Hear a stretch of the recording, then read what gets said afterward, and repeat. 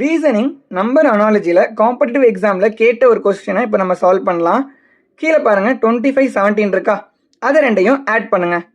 25யும் 17ஐயும் add பண்ணால் நமக்கு என்ன கிடைக்கும், 42 கிடைக்கும். கரெக்டா? இப்போது இந்த 42வை 7ஆல் டிவைட் பண்ணுங்கள். சரியா? கீழே இருக்க ரெண்டு நம்பரையும் ஆட் பண்ணிவிட்டு வர ஆன்சரை 7ஆல் டிவைட் பண்ணணும். அதான் இதோட ஷார்ட்கட். ஆன்சர் 6 கிடைக்குதா?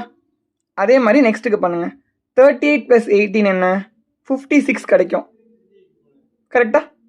இந்த 56ஐ 7ஆல் டிவைட் பண்ணால் நமக்கு 8 கிடைக்கும். சரியா? இப்போது நம்ம லாஜிக் கரெக்டு தான். லாஸ்ட்டுக்கும் இதே மாதிரி அப்ளை பண்ணுங்கள். 89 + 16 நமக்கு 105 கிடைக்கும். கரெக்டா? இப்போ 105ஐ 7ஆல் டிவைட் பண்ணால் நமக்கு 15ன்ற ஆன்சர் கிடைக்கும். 15 எங்கே இருக்குது? ஆப்ஷன் பியில் இருக்குது. So option B is the correct answer. நம்ம சேனலில் இந்த மாதிரி நிறைய ஷார்ட்கட்ஸ் ப்ரொவைட் பண்ணுறோம். போய் பாருங்கள். உங்களுக்கு புரிஞ்சிருந்தா ஒரு ஃபாலோ மட்டும் பண்ணிக்கோங்க.